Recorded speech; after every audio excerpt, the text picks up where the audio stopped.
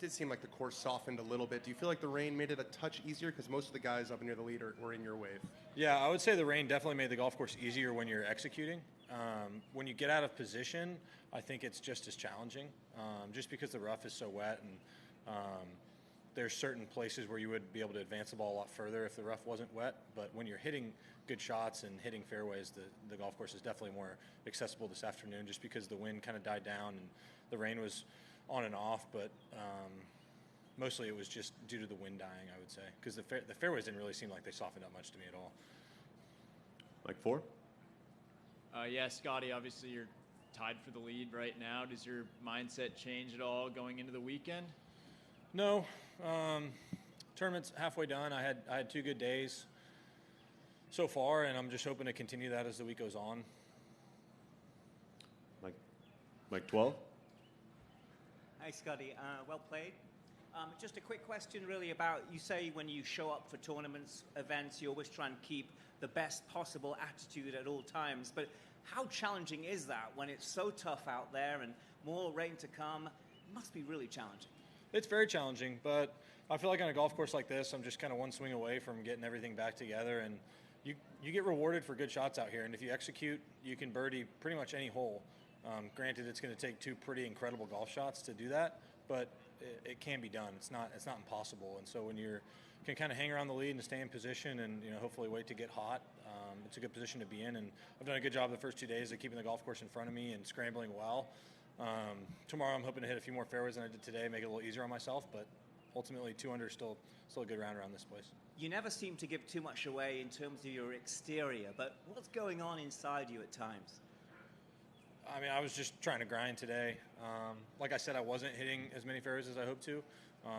And so this golf course can get pretty challenging with stuff like that. And, I made some good pars out there and took advantage of a couple holes there on the back 9. And I'm in a good position going into the weekend, but other than that, I don't really have much to say. Let's go Mike 5, followed by 8. How'd you feel the end of the front 9, last 4 holes we're playing today? End of the front 9, last 4 holes. 6, 7, 8, 9. 6, 7, 8, 9. That was a point in the round where I felt like the rain was really coming in and out, and 8's really the only gettable stretch in there. 6 and 7 were brutally tough. 6 is probably the hardest hole I've ever played. I don't know what everybody else is saying or the scoring average, but it's pretty stinking hard. Why is it so hard today? It's hard any day. With how firm the fairways are, your line off the tee is right on the edge of those bunkers, and the ball can go through when you hit a good tee shot, and it's just challenging. And then if you don't hit the fairway, you really can't hit the green in 2, and so it's just a hard hole. So you probably wouldn't be surprised to hear that it was the hardest hole in PGA Championship history today. No. Scottie, you've been in this position now a few times over the last 2 years. Does it get any easier, or do you find at least you're more comfortable, contending so often, especially in the big tournaments? Yeah, I find myself comfortable in these situations. These are the positions that I want to be in. I want to be near the lead. I don't want to be in 30th place or going home. I show up to these tournaments to perform at my best, and I'm proud of how I did the first 2 days, and I'm excited to be in a good position going into the weekend. But with that being said, I'm just going to keep my head down and keep doing what I'm doing. Was it uncomfortable at the beginning when you finally did get into this position, and did you have to, actually, kind of fight through that at all? I just think that golf's a difficult sport, and that's pretty much it. Golf's pretty hard, and so I just show up and do my best each day and see where that puts me. And recently, it's put me in some really good spots, and I'm proud of that, and I'm hoping to continue that moving forward. Great, Doug. Can you give us a sense of difficulty in the challenge, like just being a couple yards off on 18 in that rough? What are you able to do with that ball, and how tough is that? Just try and get it up there near the green somewhere. I thought I had a lie good enough to where I'd be able to get the ball up onto the green, but I swung really hard at a 4-iron, and the ball came out with a good amount of speed, but with how wet the rough was, just couldn't get enough height and spin on the ball. And if you're barely off out here, you're going to get punished pretty severely. And it's just a challenging golf course, and it's fun to play just because of how difficult it is, and it's a grind.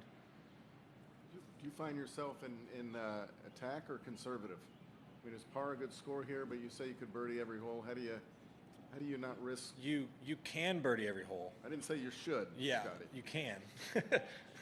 You can birdie number 6, but it's pretty challenging.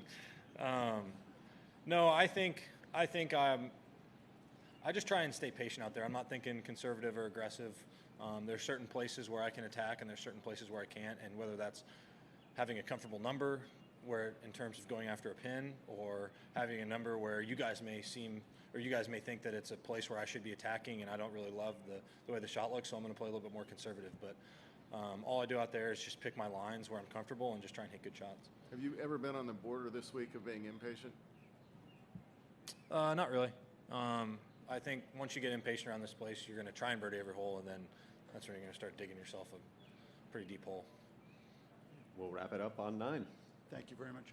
Scott, I know you're doing your own thing out there, but was there any thought to seeing Gary Woodland, such a good golfer and good guy, struggling the way he is? Are you ever thinking, like, hoping to get together and make the cut or anything like that?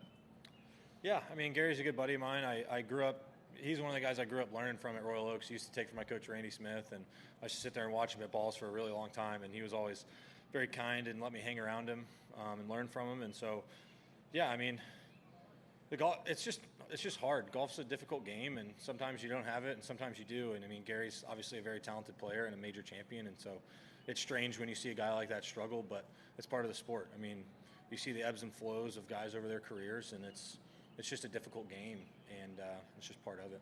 In this situation, do you do anything as a playing partner, or you just let him do his thing, or how does that work? I feel like everybody stays in their own little world out there. We're all competing against each other out there, and Gary's staying in his own little space, trying to do his best. And you know, anytime someone hits a really good shot, there's always a good compliment coming their way. But I wouldn't say we're talking too much about the round of golf when we're conversing between holes. It's more just random other stuff. Thank you very much. One more from Doug. Real quick, Scotty, what's the worst you got out of position today, and what do you consider the best kind of recovery from any bad position? It was probably all on 17. I hit an okay tee shot there that was just a little bit too far right.